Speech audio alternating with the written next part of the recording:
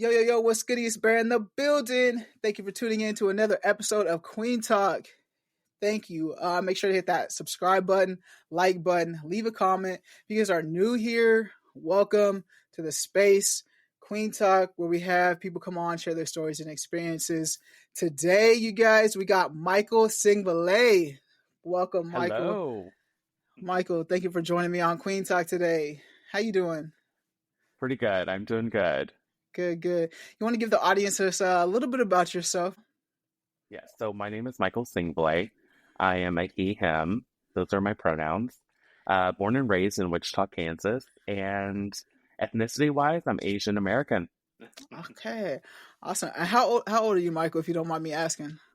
I am the 33 years Oh, old. oh my gosh, I turned I 33 know. in February 2nd. That's Woo! awesome.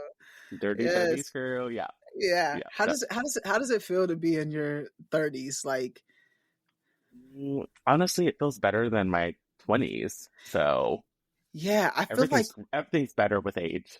yeah, I feel like I agree with that. I feel like when I hit my 30s, I became grown, if that makes sense. Like I learned a lot in my 20s of like, okay, I did a lot in my 20s of like, okay, now I'm in my 30s.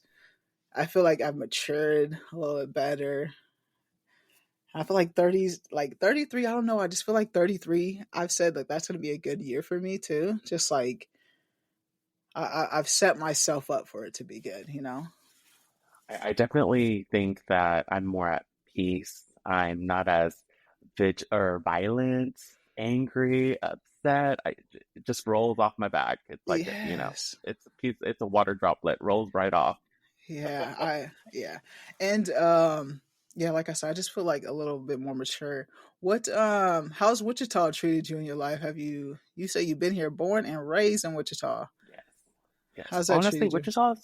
Wichita, since I grew up, mainly in the Asian community as a child, um, it's almost like a melting pot, but if you're not in the public school system, which I was, thankfully, my parents really couldn't afford private school or anything like that, or any of the religious schools. You kind of stick to your own group and you learn in middle school, high school about other cultures and other walks of life. Where I lived, we really didn't see homeless people, but I noticed anytime I went shopping on the east side or west side, at the Town East Mall, Town West Mall, I really got the grasp of like there are homeless people around. And now looking back as a 33-year-old, looking back and going to those neighborhoods where I grew up, which is Plainview. I don't know if you know anything about Plainview. Yeah. Yeah. Uh, it's changed. Yeah. Everything's changed. And now I see poverty everywhere. It's not like when I was a kid, I didn't think we were impoverished, but looking back, You see the we neighborhood. struggled. Yeah, we Yeah. struggled. There was a lot of challenges, and my parents were very prideful. They refused help. So I could Mhm. have used a lot of that public health and community awareness type of stuff, but my parents didn't believe in that. Yeah, so let's talk about your upbringing. You said you guys you're pretty close knit. What was that what was it like for you being raised in Wichita, being Asian American? Yeah, so being the oldest of, let's see how many of us, because I do have a lot of half siblings. Being the oldest of six, Okay. and the male and a boy. I was a boy. So my dad really prided himself on me being the best, the most macho kid in the world, and my mom really prided herself on me bringing home a wife or a girlfriend or whatever. Well, I did that a couple of times. Okay, But so it you wasn't, did do. yeah, it wasn't until like seventh grade that I figured out, like, dude, I am not into the female population as much as I am the male population. And so being Asian, it was like, no, you don't do that.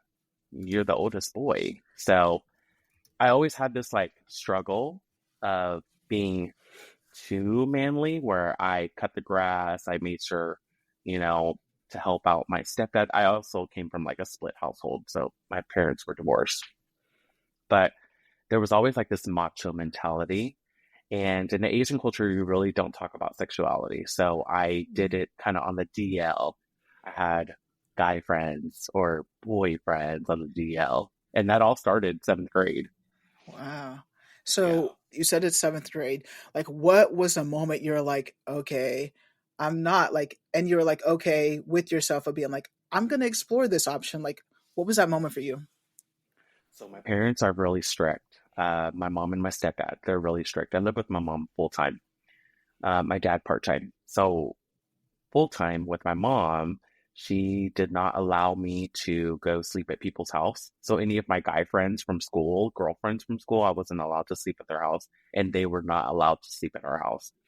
Mm. Half the time, they weren't even allowed past the front door. Oh, So I found is I, that normal for like all of your siblings, or is that just like something that only happened for you? it mainly happened for me, and Okay. I think that's okay. I'm willing to have that challenge. Yeah. It honestly, it also made me more of a people person. I know how to turn things off, so I can be friendly, and then I know how to shut it off because I can shut my door and I'm like, hey, my friends are outside. I don't have to invite them in. I could have like me time. So it's like it helped me both ways. Yeah. Um, so with that being strict, my parents being strict, it wasn't until I was 14 and or I'm sorry, it wasn't until I was 13. I went to this place called Graham Central Station, or is it Graham Central Station or Graham's Central? It was a club Okay. at Kellogg and Webb. You went to a club at 13? Okay, that's a whole story. Okay. So there was a thing called teen nights, and the Oh, club at the time was offering anyone above 13 to 18 years old to allow to come and kind of dance the night away. And I want to say it started at 6 and it ended at 9, or started at 6 and ended at 10. Regardless, that's where I found out that I was gay. yeah. I would go into the restroom, wash my hands, or go to the restroom, do my business, wash my hands. It wasn't until I met this guy and I didn't want to leave the restroom. I wanted to like explore more, but it never went that far because this guy had a girlfriend and he was like 3 years older than me. He was my cousin's best friend at the time. And so I didn't want to, you don't want to be a homewrecker. Yeah. Yeah, but you also know that, whoa, this guy definitely has a girlfriend, or, vice versa. And it's against social norms to like date in our culture. So I was like, nah, he's not. He's not. He's not a fairy like me because I'm a fairy. Yeah, he was a fairy. Totally. Total fairy. He's a gorgeous fairy. Uh, He slept over at my house because my parents said it's kind of late. Your parents need to come pick you up. And he's like, well, they're not in town. His parents traveled for work. So it's stuffed over at my house. And that's where everything started. I think I was like, okay, I definitely, so the first time your parents let somebody stay the night at the house. yeah, yeah. I was like, let me see Uh, what's between them legs. okay. So you had your earliest encounter, like sexual encounters, in at like at 13, then like that was your Yeah, first time experiencing that. yeah. And then so from that moment forward, like how did you live your truth while still hiding your truth? So seventh grade was tough. He had a girlfriend and he continued dating other women. And so he went to Southeast High School and I went to Derby High School. Okay. And it was hard to date but maintain our girlfriends at the same time. So Well, that's what you were my girl, doing. You were doing that? You were like dating girls but still on the DL like totally. Because, well, to be fair, I kind of, that was when Ed Hardy and Rock Republic jeans and what is that? What is that other brand? It's like the Paris Hilton era, Paris mm, Hilton, Nicole Richie era, right? Um, so I leaned into that metrosexual. I'm metrosexual. So I would show up to school with like a little fairy looking sweatshirt or something, and it was from Armani Exchange or something, and people knew, yeah. but but I got away with it because one, I had a girlfriend. Two, I said, well, I'm just a little metrosexual. Yeah. It was hard though. It was hard hiding it, especially from my parents. My mom found out, but it was hard. And how did you find out? It was raining. Okay, so eighth grade year, right before maybe eighth grade year summer, but right before freshman year of high school. He is a junior at this point. I'm a So you were eighth messing with grader. him. This you continued to mess with the same person then? Yeah, I'm pretty loyal. Okay. I'm not a thought. I didn't reach thought status till 2016, Okay. but I'm pretty loyal. I have Okay. a routine. I stick with the routine. And Okay. so it's raining and I'm wearing Victoria's Secret Love Spell. And my mom can tell. She's like, this dude, he's a little weird. Yeah. But she always bought it for me because that's what I like. Mm. She thought I bought it. She thought she was buying it for me to give away to my girlfriend. Okay. High key, I was wearing it all the time. So it's raining outside. I'm underneath my uncle's pickup truck. He had an Avalanche, I want to say. Chevrolet Avalanche, maybe? Chevrolet Avalanche? I don't know. That's just ringing a bell for me. It was a big white truck. And we're just making out in our driveway. My parents' driveway. This is before Ring camera. This is before like doorbells had sensors. This was like the best time because I can open the door, open the window, crawl out, and nothing's gonna be beeping. Well, it was fucking raining. Oh, sorry about my French. It was Oh no, you're raining. good. You're good. The wind blew that damn door wide open, hitting the little shaky thing that goes. Okay. I'm not paying attention because I'm sucking faces with this guy. My mom comes out there with her bathrobe, and I can hear her slide. They're like sliding towards me. The first thing I do is roll. I roll underneath that avalanche, and I drag the dude with me. I didn't know she caught it. Like I didn't know she saw me, like kissing him or him kissing me. I don't know because we were both being freaky. And she's like, "You need to get inside." And I'm like, "Oh, okay." She didn't see nothing. So I get in there. She shuts the door, and she's like, "What are you doing outside?" I'm like, "Hanging out with my friend." And she's like, "Are you gay or what?" And I said, "Mm." I was like, Just straight up with it. I said, "Yeah, I think so." She's like, "Hmm," and she just slides back onto her room. And that was it, huh? That was it. That was it. That was it. I still maintained a girlfriend after that. I still had a bunch of. I said I had this girlfriend, that girlfriend. I would date multiple women in my high school at the same time. It wasn't until my group of friends found out the girl I was dating was being babysat by the guy I was talking to. He was babysitting her. Oh my gosh. Not Next thing, babysitting her. next thing you, next thing this is when like AIM was a thing and everybody had Yeah. their bio in their AIM profile. She cut me out of it. She put like, Did he tell that? Did he say something or? I think she put two and two together because she's like, "How do you know him? And how come he always like talks about some dude that always wears love spell and I wear love spell?" So one thing led to another. She grabbed all of our letters and like our notes to get to each other, like our love notes. And she threw them out in the courtyard and everybody was reading them. And they're like, "Dude, you're so corny." And I'm like, I am corny because I'm trying to hide it. Like, I ain't into her like that. I like her, but I'm Yeah. into her babysitter. That's how. Wait, you said you were an eighth grader and he was a junior. Yeah. Is that the? Okay. Yeah, Okay. so he was a senior and I was a freshman when we kind of ended things because I was still like naive. Like the whole intercourse thing didn't even cross my mind. Mm-hmm. Like to Yeah. me, touching like our elbows touching was enough, or like a little peck here, peck there. Like that was enough. That I didn't need all that like Yeah. excess, that adults need. Yeah. Now, mind you, when you break up with somebody like that, or actually in this case, he broke up with me because I wouldn't take it further.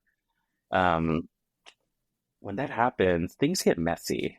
And so Yeah. he he was kind of like my first boyfriend, but he was also like the worst. Hmm. Like he told everybody bad things, and I was just like, dude, why would you do that? Like, Yeah. Yeah. And that's interesting. Like, your first experience was just like with someone a lot older. So, like, he probably had more experiences with a lot of yeah, things than you did. So, yeah, you're new to this, the different dynamic. And I just like this, this could be happening right now with someone on the DL and just like yeah. with someone and the, at your age, you're in seventh and eighth grade. That girl's gonna get over it, right? She probably still thinks about that, like how she was with someone on the DL, but that's in seventh and eighth grade. Now we have adults doing that. Like we're grown, we're married. What advice like would you give someone since you've been in that situation on maybe dealing with that and like living their truth so that doesn't happen to them as well? Well, Or how would first, you have, no, let me just ask this, let me ask it differently, how would you have changed your behavior now, like thinking back on that, like how would you have done things differently? to be honest, like hurting people. I hurt that girl, and I hurt her friends. Like her friends were rooting for me too. And low key, I think I was such a good boyfriend, like with gifts and notes, and I was constantly giving her money for snacks, things like that, like Hmm. boys do, or the significant other does. And I think it kind of ruined the relationship with that girl group. I was super close with. Now, hurting people, back to hurting people. It's not that she was upset that I was gay. She was upset that I was stringing her along to be my facade, right? So she even threatened. She told another guy that went to his high school, my boyfriend at the time's high school, her babysitter's high school, to beat him up and come to my house and beat me up. Well, nobody knew that I had like a bunch of guy cousins that are like pretty edgy and a little scary. And I was like, hey, if you want, these threats, I understand. Like you're upset and you want to come beat me up, but don't beat him up. He didn't have nothing to do with it. I mean, he was trying to. He didn't hurt you. I was the one that hurt you. So if you're going to Yeah. beat somebody up, beat me up. So I told my cousins, and my cousins, I guess, handled the situation pretty well. I was never beat up. I was never jumped. I was never stabbed. Nothing like that. But you were all, that was all that was threatened with though, like, right, like Yeah. that Oh was yeah. all. Oh, definitely.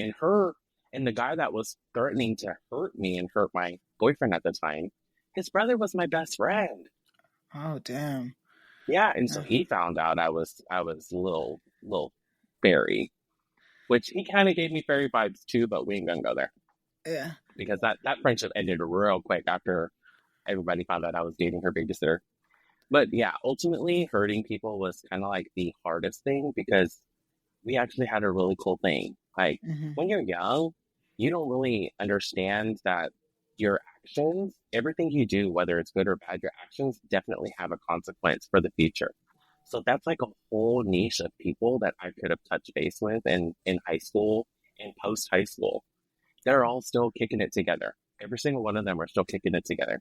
I'm kind of like doing my own thing.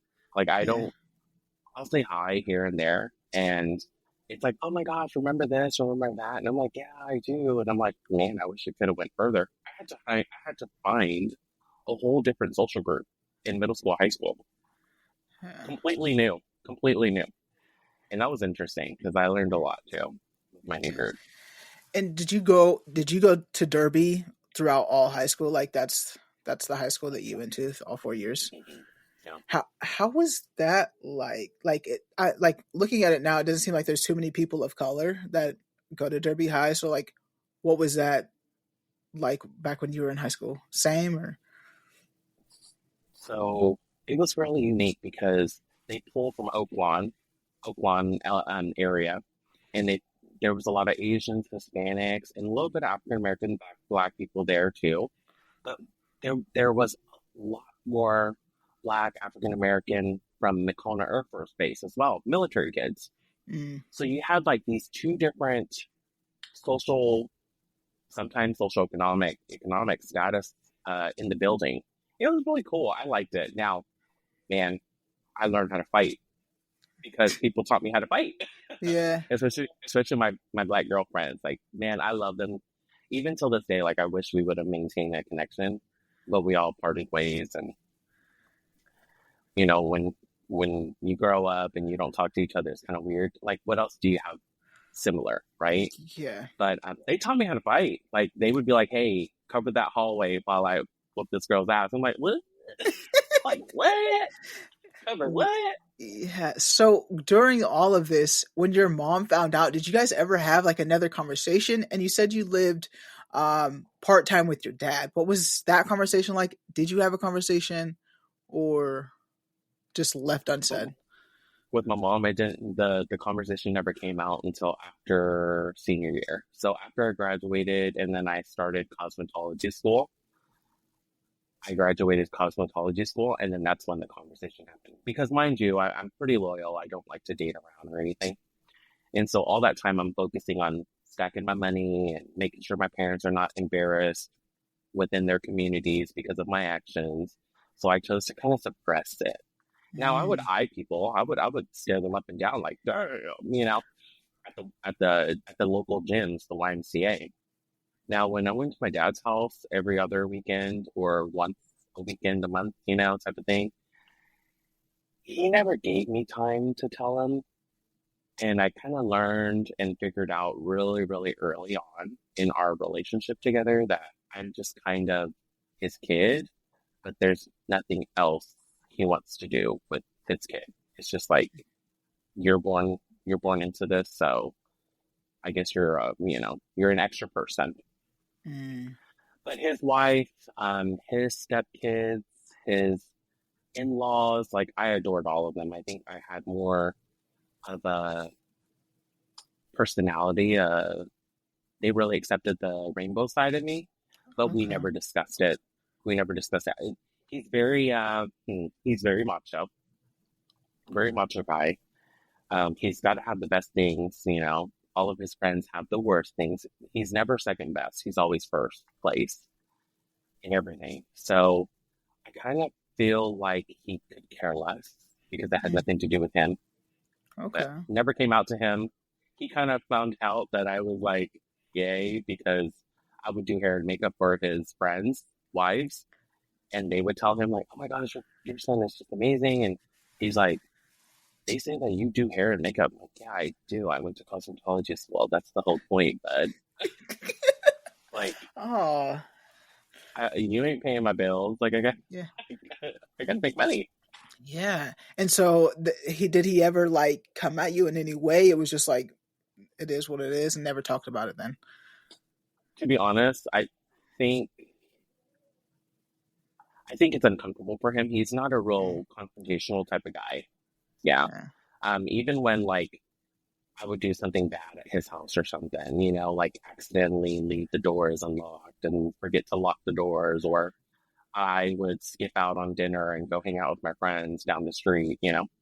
He really never got mad, but he also never like disciplined me. Like, Mm, hey, I'm gonna ground you because you can't be doing that. No, he never did any of that. He was very, like I said, I was just kind of like born into the family, and he treated me as like, okay, you're my responsibility for this short period of time, and when this our time is over with each other, I don't have to worry about you.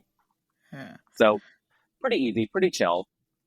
Okay. No personality, but again, like his family, I adored them. I think so I live by experience. I'm a firm believer in experience, and I get to have a piece of them with me until the day I die. That's how I see it. And with my in-law or my dad's in-laws, they were like so loving, gorgeous, gorgeous, gorgeous women. They would constantly have their hair done, make it done. They're constantly just beautiful women. And the guys were always clean cut, shaven. And I'm like, oh wow, like they're fancy. I Yeah. can't even afford a haircut. Like, it wasn't until I stacked my paper like I could Yeah. afford it. But I was like, Yeah. yeah, So from your freshman year to high school, you just suppressed it, like you just because you said you broke up with your boyfriend when he was a freshman. So then you just like stopped talking to boys all in general in that time. And so you said your senior year you had a conversation with your mother. Now, how did that conversation like resurface, and what did that look like? Yeah. So my mom said, okay, I understand that you want to pursue cosmetology. It's a girl's career. You should probably pursue something in medical or health, but not, or business, but not cosmetology. I said, Mom, if you're not going to pay for it, then I don't think you get a say in my future career. You know, like all my girlfriends that are getting their parents to pay their college tuition, that's one thing. You know, if my parents are going to pay, I'm going to do whatever they say I'm going to have to do, you know? Mm-hmm. But my mom's like, man, I ain't going to throw down no 18K. Like, Yeah. no. And back then, cosmetology was like maybe at the most 15,000, maybe. Right now, it's like 23 and above. It's ridiculous. Damn. And that's 1 year. That's 1 year. That's,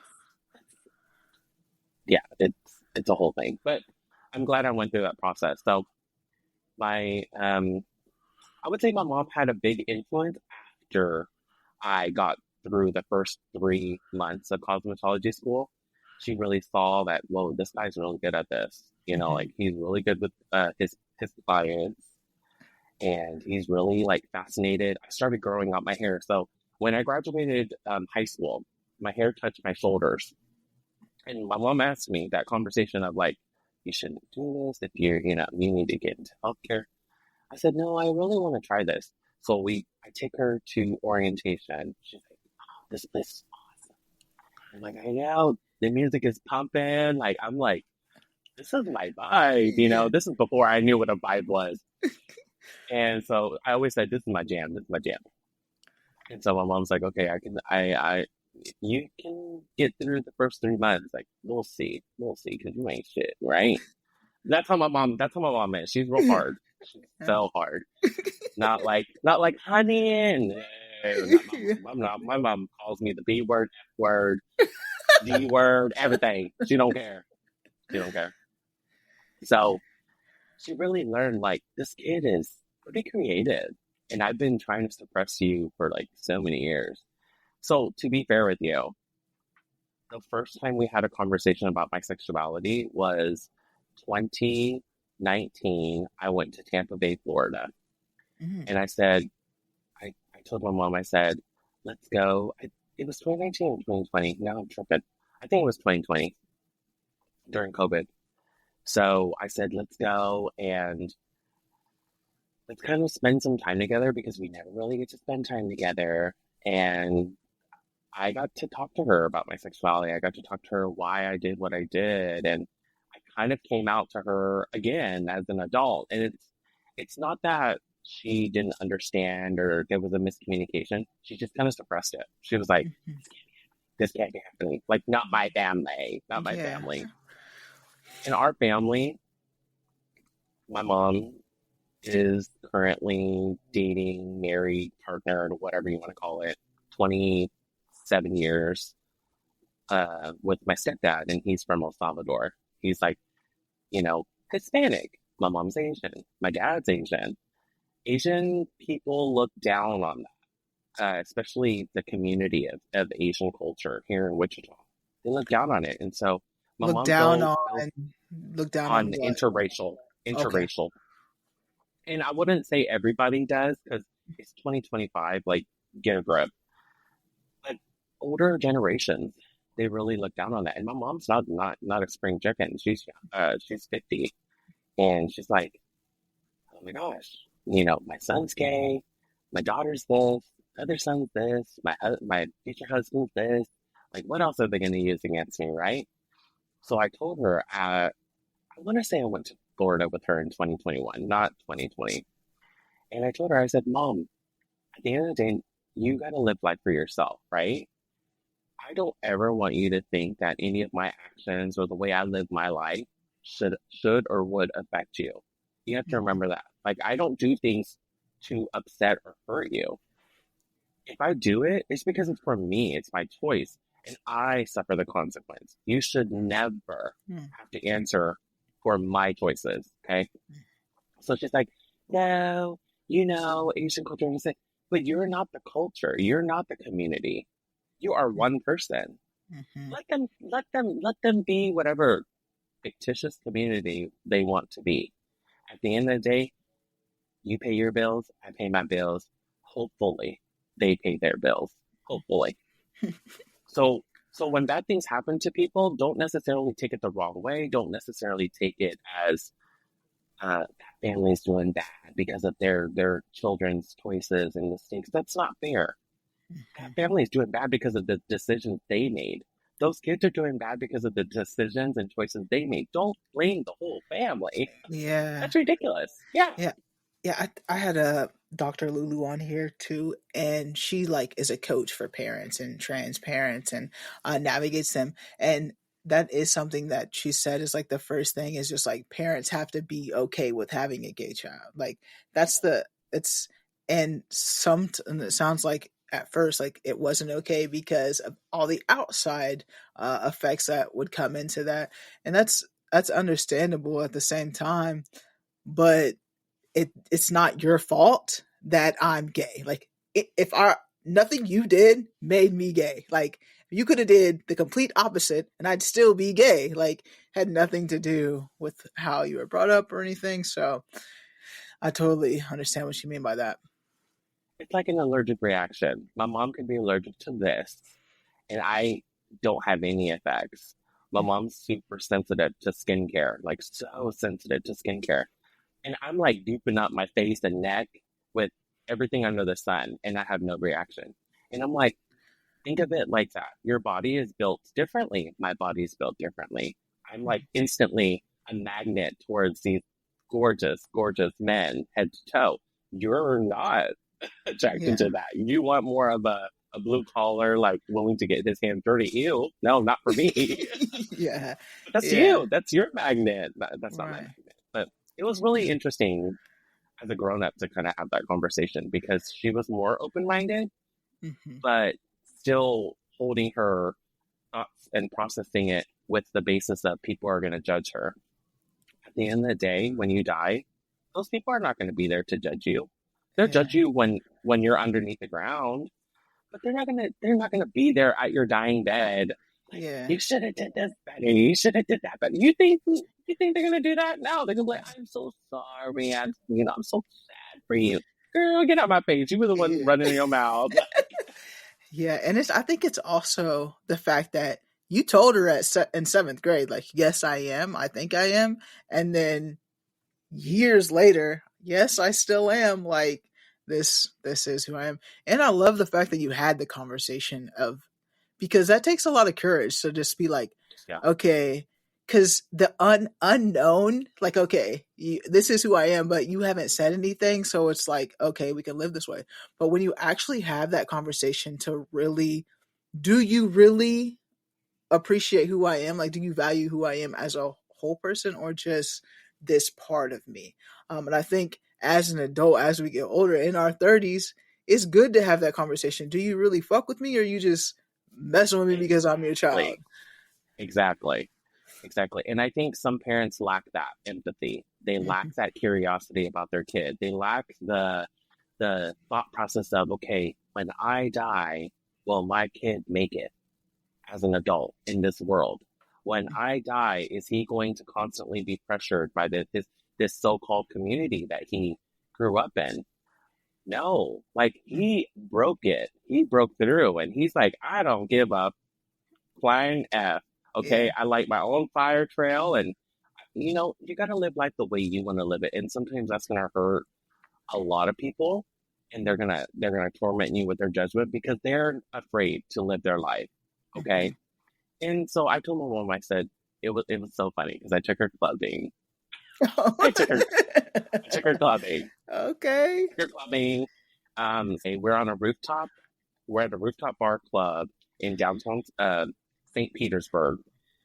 And she's like, I'm shy, I'm scared, nobody's gonna like me, they're gonna say I'm too old. I said, do you know anybody other than me here? Right. Yeah. Yeah. Mom, mom, you've only been with two men in your life. Two men. Go explore, honey. Honey, go explore. This is what a thought is. You got to be that hoe over there. And you go walk over there and talk to that guy. I want you to enjoy yourself. So she talked to a couple of, gorgeous Hispanic Cuban men. She had a great time. Now, Uh, I'm sure her like liquid courage helped her, yeah. but no, she really had a good time. And she's like, dude, that's how we talk to each other. She's like, dude, I'm gonna always remember this. And I said, really? I said, did you ever have like a girl like getaway? And she's like, no. I'm like, oh gosh, you should come with us to our girls getaway. Yeah. It's like this times 100. Yeah. So you said girls get away. That just remind me. So how did you find your friend group that you have now? So I'm not gonna lie. I go through friends. I go through friends, and I'm the type of person that if they do something that I'm not like that doesn't align with me, I slowly taper off. And then that slowly tapers off lasts only a year, and then I pretty much like go Oh, you be silent. cutting people off left and right. I could. Yeah, yeah.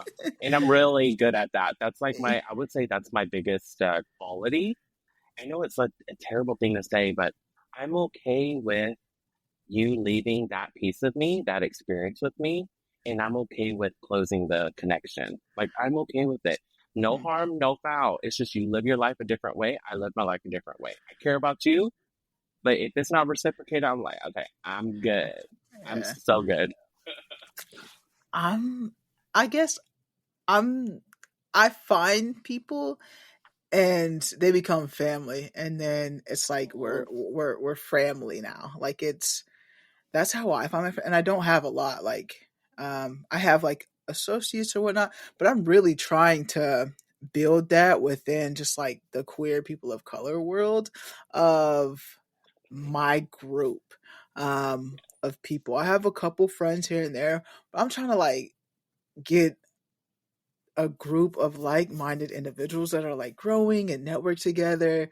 Like that's what I'm like. We know a lot of white spaces that way, but I'm trying to like find it the opposite way. When it comes to friend groups for you, have you found a lot of queer people to like connect with here or no?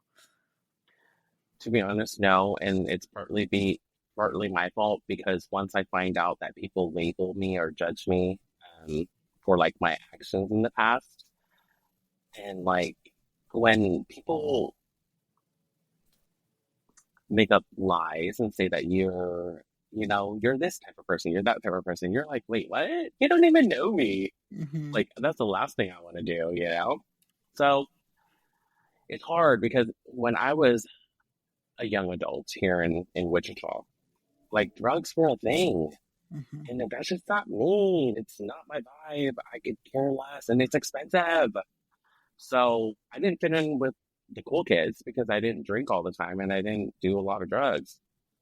Now, I met some friends and I found out he was an escort and I learned about that lifestyle. And I'm like, whoa, this is wild. Well, you know that saying, like the friends you keep become who you are, right? Mm-hmm. And so I met my current partner and I was working full time at two different places and I was told by him and his friends that there's rumor going around that I'm some sort of escort. And so I'm like, okay, the queer community here is definitely like either I'm not meeting the right people or I'm just meeting or I'm just around a bunch of haters that just cannot enjoy me being happy? Mm-hmm. So for me, it's kind of hard.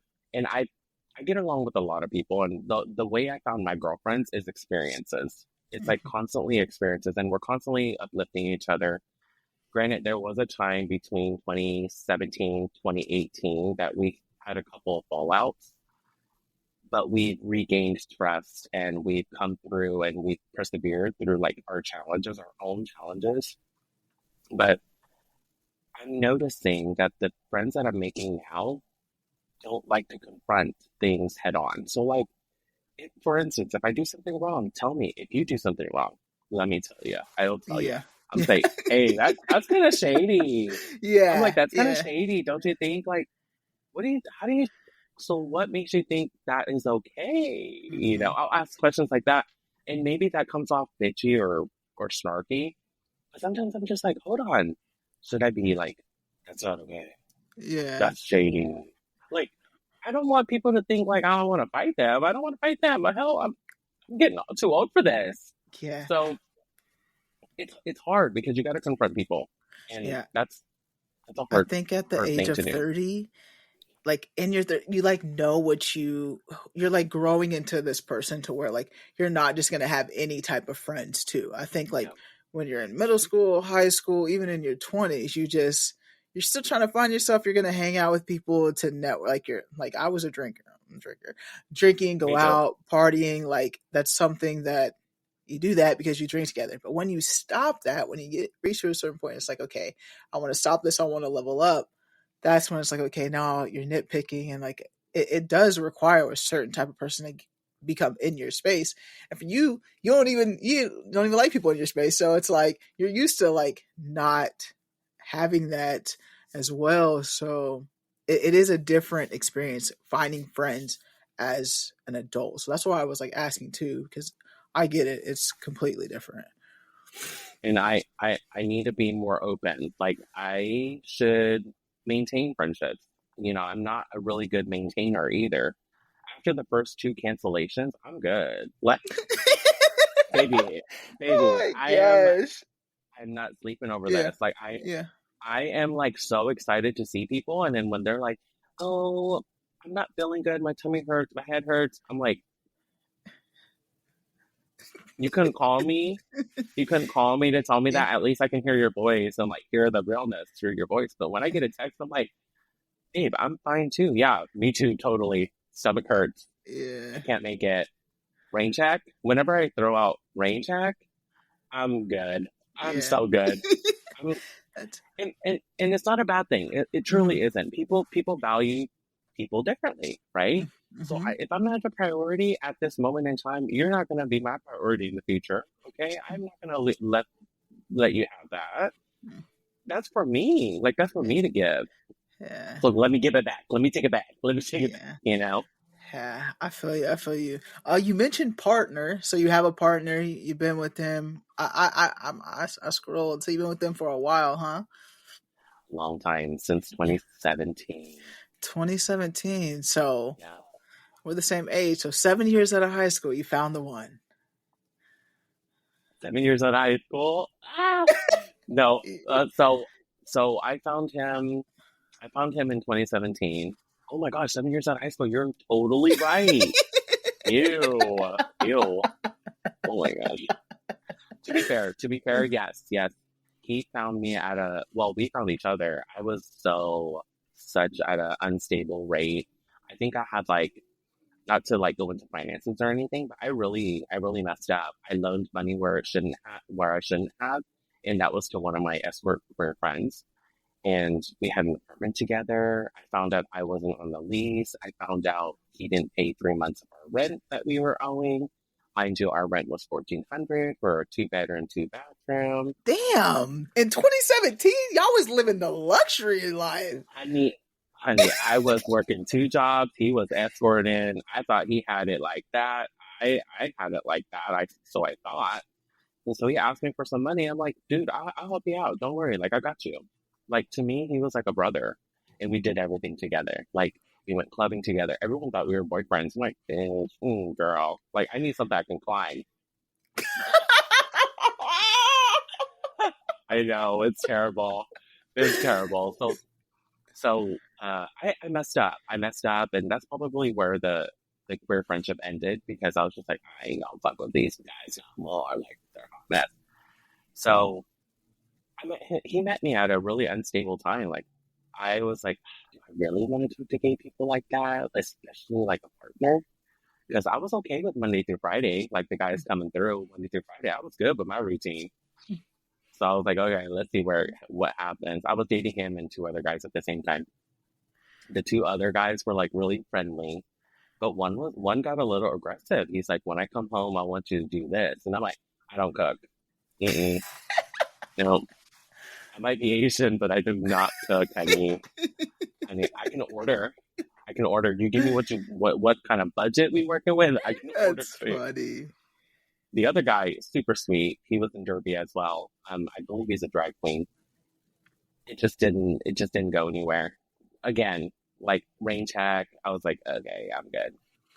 But this one, the one I'm with right now, it was different because I was working in Bradley Fair, and he was working nearby, and we met online, and it just kind of went up from there.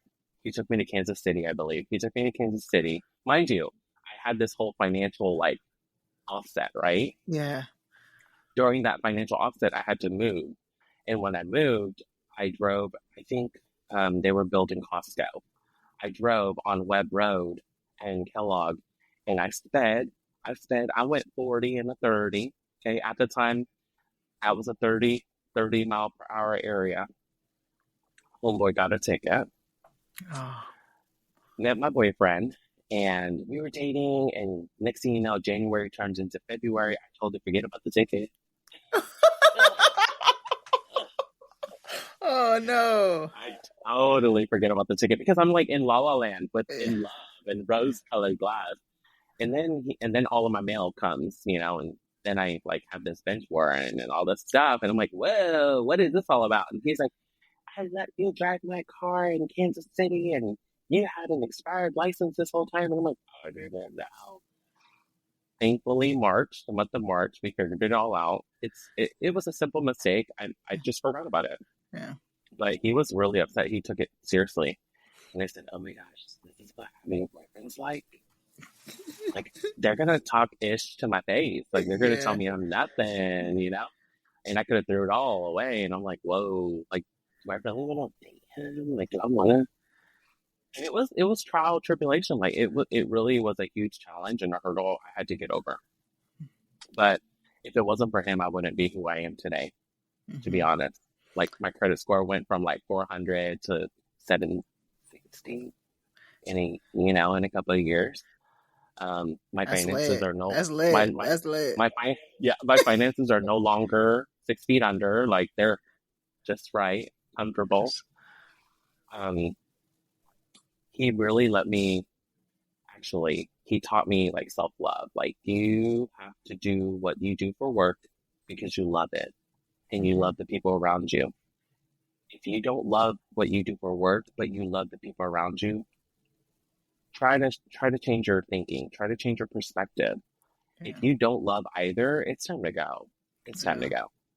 So 2020 during COVID, when they shut everything down, I take PTO. Mind you, I've only been with him at that time 3 years, Yeah. 2017 to 2020. And I'm just like telling him, I'm like, this is messed up stuff, like of how they're treating me. And he's like, you should have listened to me. You should have listened to me. Like, you should have left. And I'm like, no, I'm okay. Well, it wasn't until I returned to work where things just got worse. And I was like, I'm built differently. Y'all need me. I don't need y'all. So Yeah. I hit the 2 weeks. I said, let's keep this confidential between you and I and the rest of the management in this godforsaken room. Mind you, this happened during Pride, June, Pride Month. I had rainbow eyeshadow. I looked like a dang leprechaun. I think I have a photo. I'll probably send it sometime. But I had a pride look on. I looked like just a little fairy. And homegirl came at me sideways. And I was like, oh, you gonna mess with me? You gonna mess with me during COVID and Pride, sis? Yeah. Listen, I might not bark all the time, but I sure do bite. So let me Yeah. tell you. I told her, I said, y'all don't need me, or I don't need y'all. Y'all need me. So let's start today, my 2 weeks notice, and my boyfriend, I came home. This is like how so cool this guy is. When I told him this news, normally a guy would be like, what's your problem? Like, how are you going to pay your bills? How are we going to travel? Like, you can't just quit your job. Like, Yeah. boy, you better go ask for your job back. And he's like, okay, that's really shocking, but what's your next course of action? Like, what else are you going to do? What is this? Right. What is this negative outlook or this negative experience? How is it going to feel what happens next? What's next for Michael? That's what he Hmm. told me. And I'm like, Yeah. he's good for me. He's like, he's so good for me. Are He you didn't guys yell at married? me. No, sadly. Um, Do you it plan doesn't on getting benefit married? us. It doesn't Okay. benefit us. Yeah, it doesn't benefit us at all. Okay. Yeah. Uh, I. What do you I mean it would love doesn't to. benefit you? What is it financially, tax wise? Is that what you're talking about, or just like? So tax wise, healthcare, all that stuff. I'm now in health field, right? Hmm. I know the ins and outs of how to get what I need, right? Um, he's Ooh. Okay. he's Okay. he's much older than me. He just turned. So I'm 33. He Uh-huh. just turned 70, Okay. and he's wonderful. Like he's healthy as a horse, but he doesn't need, or he doesn't have. He has some sort of insurance where if you're married, it doesn't qualify the next spouse. It doesn't help the next spouse. Okay. So so that doesn't really help us. Now, like power of attorney and stuff like that, that would definitely help, but we're just not like Can't we you don't. still do that without being married? Like, Yes, absolutely. Absolutely. But as far as being married goes, like we discussed, um it's something sacred, hmm. right? It's sacred for a lot of people, but we're both not religious, but we were raised religiously. I was raised Buddhist and Christian. Okay. He was raised Christian in Christianity. So for him, it's more so for religious people, and for me, it's not necessarily just for religious people, but for me, it's definitely catered to the heterosexual couple in Wichita, Kansas. Okay, Hmm. Yeah. now if let's okay, for instance, we travel to Palm Springs all the time. We travel to Florida all the time. We travel to Texas all the time. In those cities, there's a lot of gay culture, gay life. And if I saw husband and husband, or wife and wife, or vice versa, if I saw that happening on a daily basis or a monthly basis, and if I went to a gay wedding, I think that would change my mind, to be honest. Yeah. But I've been invited to one gay wedding here in Wichita, and it was very subtle. It was very like three people showed up, which is great. It's beautiful. But there was no rainbow flags. There was no like color and Yeah. exposure, you know? And so I'm like, okay, you guys are doing this, one, because it's like obviously cheaper, but two, it's safer for you. It's Hmm. safer for you to have it in your home, stuff like that. No, I want to live out loud. Like Yeah. That's for sure. you Yeah. pay property taxes for a reason. Do it Hmm. outside, girl. Go Yeah. outside. I But think it was early last year, it was like went viral here in Wichita about like a venue that denied a couple that was getting married, got damn near through the whole process, was about to get married like within months. And then they were like, hey, you can't have the wedding here. And the community came through for them. They really did to like get them another venue in time and change it up. But yeah, you're right. Here in Wichita, it's still a lot of work to be done, and it's not just all. It's everywhere. It's still a lot of work to be done, and we're fucking going backwards right now. And literally, yeah, literally. so hopefully, like we just like uh, the community comes together even more to just build each other up and figure this shit out for us. Because Yeah. And, yeah, and it's keep each other company. Keep each other company, mm-hmm, okay? So like for instance, okay, so if I was that couple that was basically shunned and turned away because of my sexual preference at this venue, right? Okay. You're one venue out of what, 600 others in Wichita? right. That's when I want the community to be like, hey, bud, I know they're not going to take your wedding, but you know what? We got you. We got friends in high places. We got you. Yeah. We'll take care of you. Or, I know a lot of DL um, older people that don't really want to flex that, they have all this property and stuff. There's so many ways to communicate and so many ways to network. You just Mm-hmm. have to plant the seed. And Yeah. it makes me sad and it upsets me when people treat us that way, when people treat the queer community like we're a disease. Honey, Mm-hmm. if you're like so-called Bible and culture, Christianity culture is so loving and caring for thy neighbor. What's Yeah. up? Like Yeah. pull, like let me pull up. Like you're Yeah. scared I'm gonna throw germs on you or something, honey. What? Yeah. And what's really sad is I'm a makeup artist and hairdresser. Okay, at heart, that's where I started. Now I'm a dental hygienist. Right. And I wanted At to talk heart, about that too. yeah. Oh, okay, we can get there.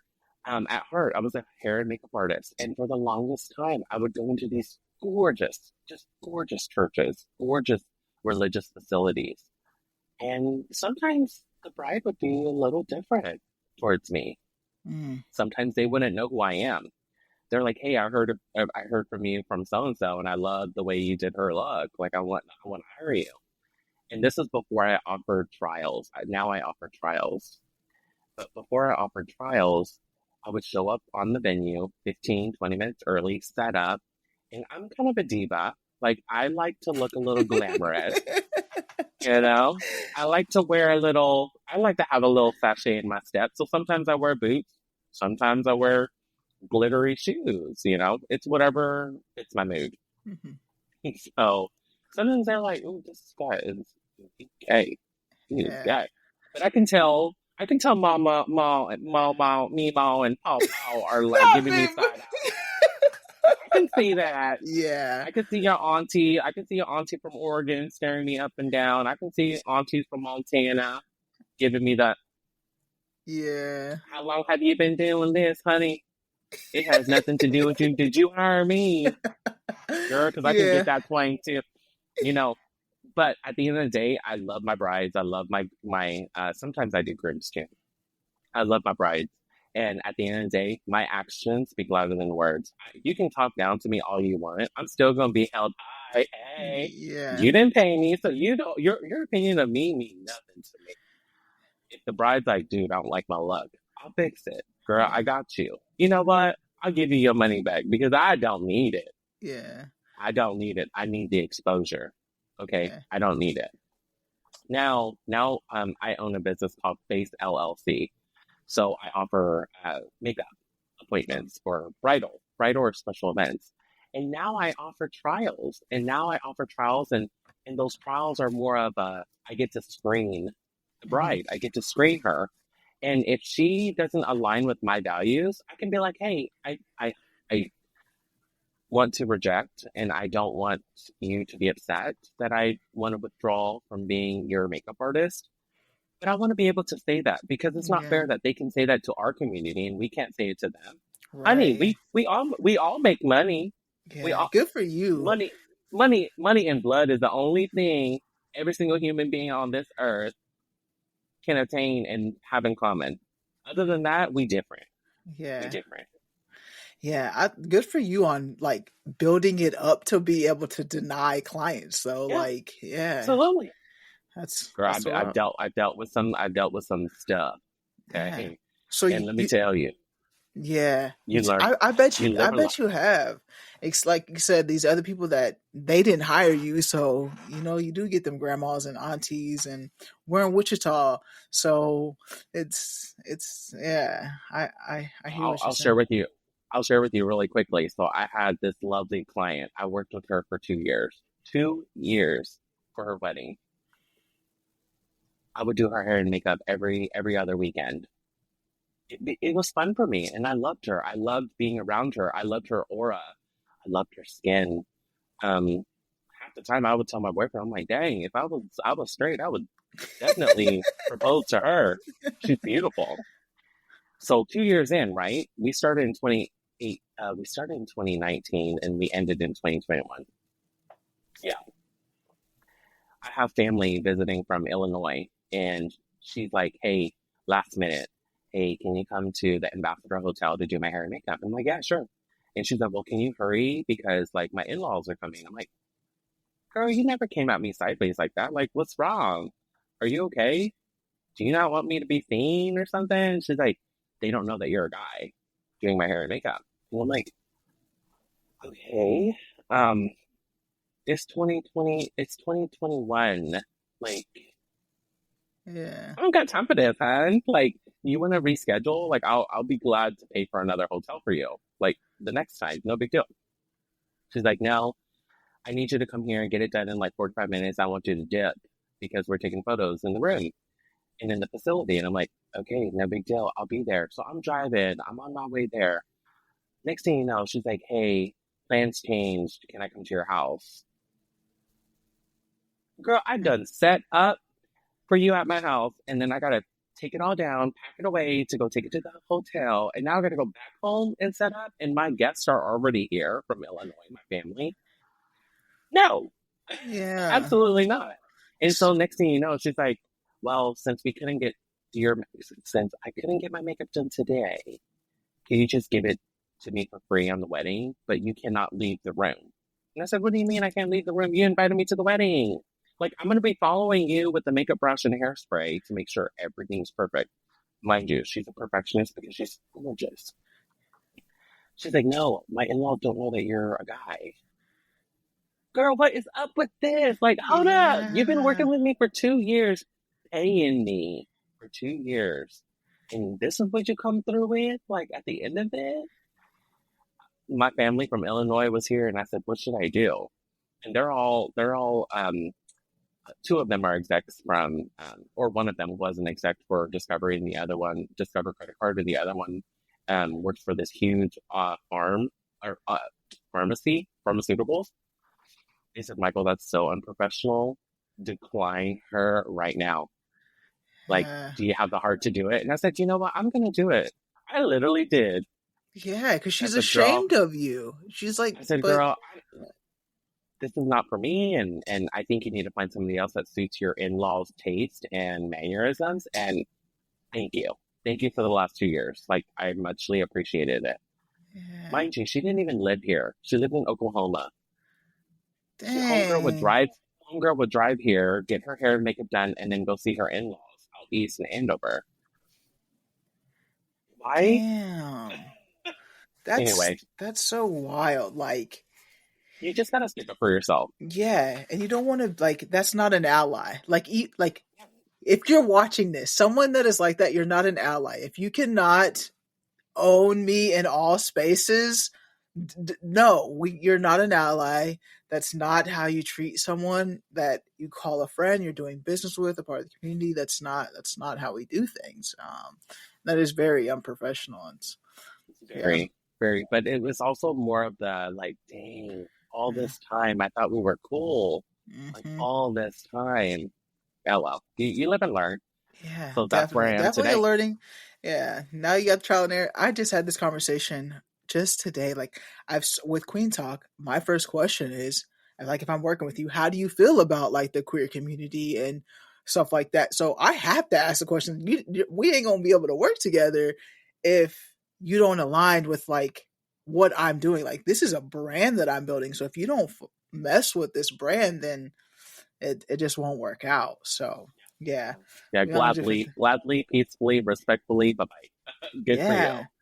And when did you get into like the hygiene world? You were in like the cosmetology stuff. You graduated. You still do that. You got the FACE LLC, but then you also transitioned to become a dental hygienist. So where did that take place? When did that take place?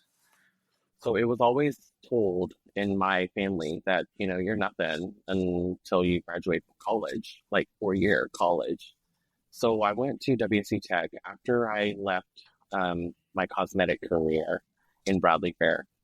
I left them in July, and then I was just kind of trying to figure out myself. So I went to go interview at WC Tech, and I met with like a wonderful person, and she's like, "You're kind of old," and I'm like, "Dang." She's like, "No, no, no." Damn. She's like, "No, no, no. Don't take it wrong. I'm so sorry. It came out wrong, right? You're an older adult returning to college to graduate, right? You're wanting something, right?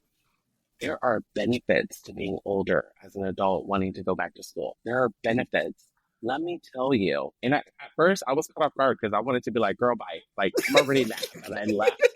I'm already mad that I left my dream job doing cosmetics for people. And it was great pay. Don't get me wrong. It was a great job.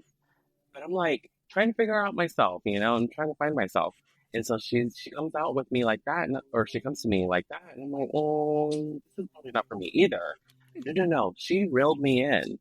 She was like, there's so many opportunities. There's this program right here. There's that program. What do you want to do? I was like, ooh, that first program sounds wonderful because I can go straight to WSU. I did it. Got my associates, transferred to WSU.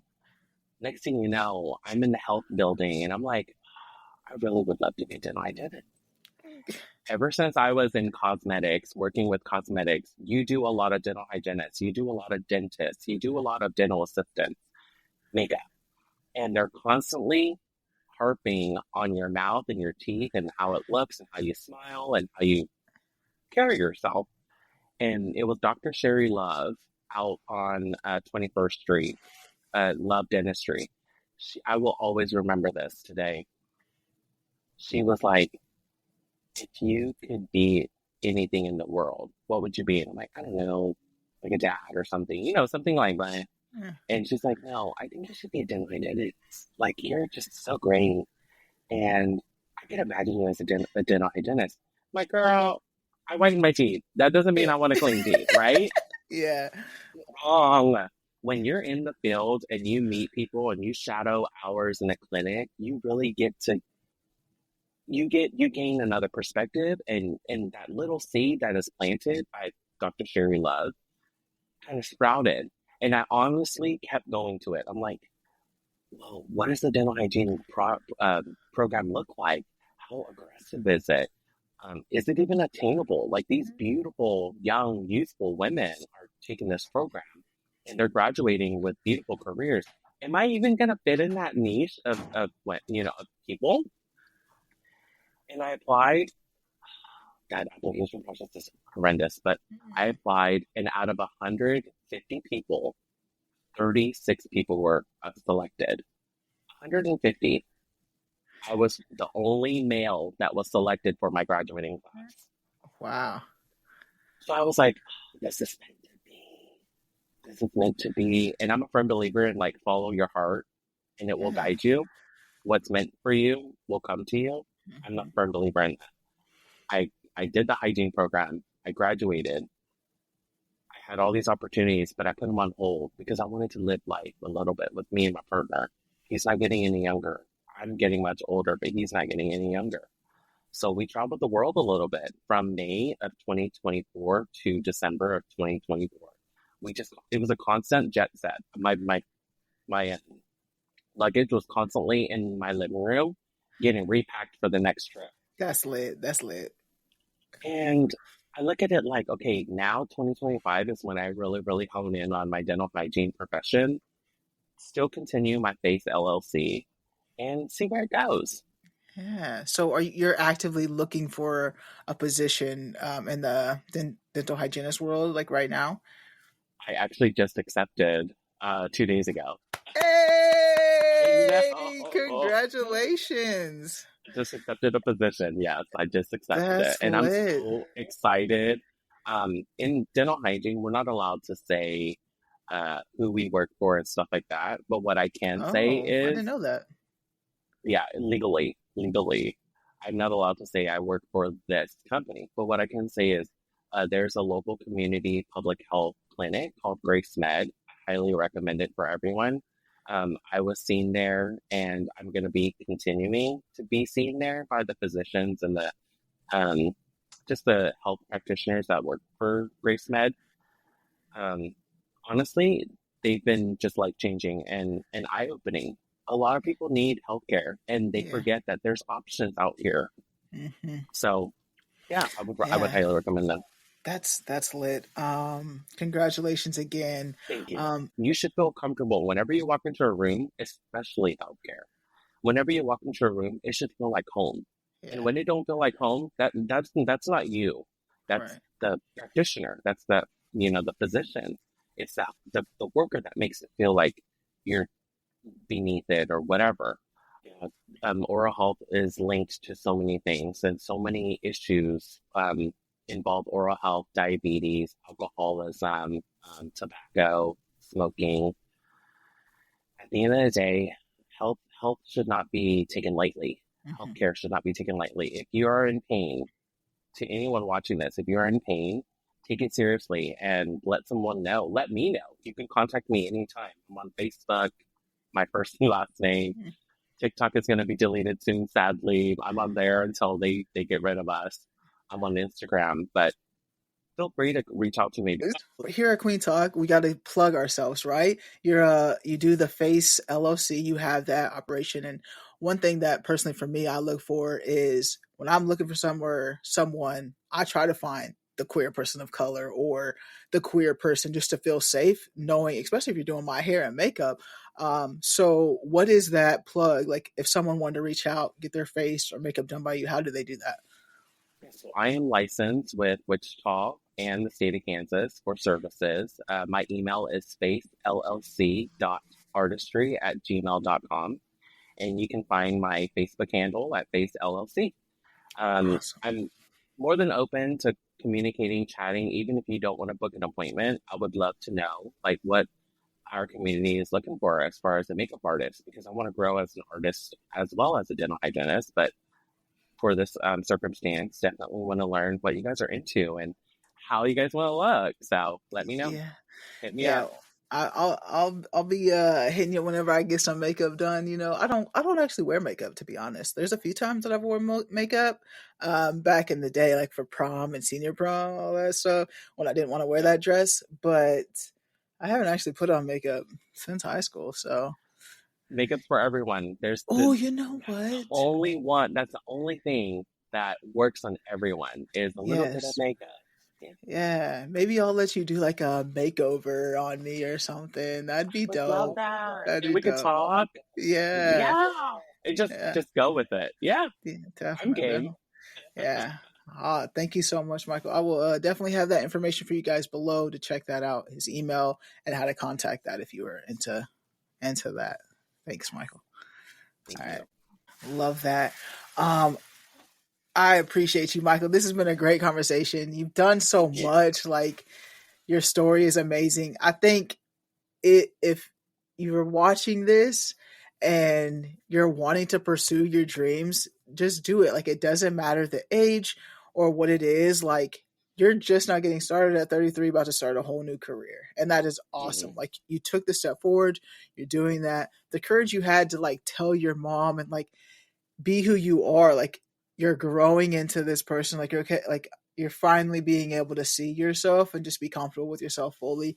So I just appreciate you coming on here, telling your story and experiences. It's been really well. It's been Thank great. you for having me. Thank you for Yeah. having me. And you know what? At the end of the day, where I met you, I'm so glad we met. I'm again a firm believer in like what's meant for you comes to you, right? Yeah. You were meant to tell me, hey, wait up. And I'm like, Yeah. what? Yeah. I was running out there. I was like, wait, I gotta catch his ass. He ain't I about to get out of know. here. That's hey, I'd be on it. And it's so like we were you can see like it's easy to spot us in the room. And that's why I wanted to create this podcast for your question earlier, is because this is for the representation. I grew up in El Dorado. I was the only person that looked like me, a black woman that graduated in my graduating class, and queer at that. So it's just like I didn't have that growing up, and I didn't have it recently till I got to WSU, which really also just like helped me grow to who I am for my master's program in social work. We had the highest diversity in class, like in the history of social work at Wichita State. And I was surrounded by a lot of black women, and they checked me. They checked me because I had these biases in my head of my own self. Like I was saying ignorant things and they was just on my head. There was a few times, I'm not lying, Michael, I would go home and cry just because of just like they I needed to hear what they were telling me, but it was just like a harsh reality of like where I had been, like my first 27 years of life. Like damn, like I need to like reprogram myself. And so that's why this was created, is just to reach out to people and get stories like yours, and because it's not seen a lot, especially where we are from. So I thought it was important that we get these stories and experiences out there to show, hey, we're out here, we can connect with each other, and I'm trying to build a community, that that's the reason for this podcast. So And I love that. And this podcast is great because it even if there's a community out there, we want to tap in. Like I yes, want in on it. I know you want yes, in on it. exactly. Hell, like call us, hit us up. So I appreciate Yes. you having me. Thank Yeah. you. Yeah. What would you like to leave the audience with today, Michael? Final words. Let's see, my final words to everyone hearing and listening is to plant the seed. If it doesn't grow today, that's okay. Just keep watering it, work on it, and it will eventually grow. Ooh, that was so simple but so good at the same time. Like literally, like you have to plant the seed in order for it to grow. Like if you just keep talking about it, you just keep saying it, nothing's gonna happen. Like you actually have to plant the seed for it to Give it grow. water, give it Yep, and water. yeah, and you definitely have to water it. Like you can't just put it in the ground and expect it to flourish itself. So great. And if you don't water it tomorrow, it's okay. Water it 5 years from now. It'll grow. Yes, yes. I love that, Michael. Yes, thank you Yeah. again. Thank you guys for tuning in to another episode of Kueen Talk. I really hope you guys appreciate this as much as I did. It's been so great. If you haven't already, make sure to check out queentalk.com. Get some merch, as you guys can see in the background. Make sure you guys get some merch. Check out the website. I am going to be updating that bad boy soon. If you guys do web design, hit me up. I'm looking for someone to help me with my website. So if that is you, hit me up. I am a one person show, so I'm reaching out. We're in season 2. I need help, so yeah, give me a holler. But yeah, thank you guys again. Make sure to hit that subscribe, like, leave a comment, let us know what you think. As always, family, friends, strangers, love. Be nice.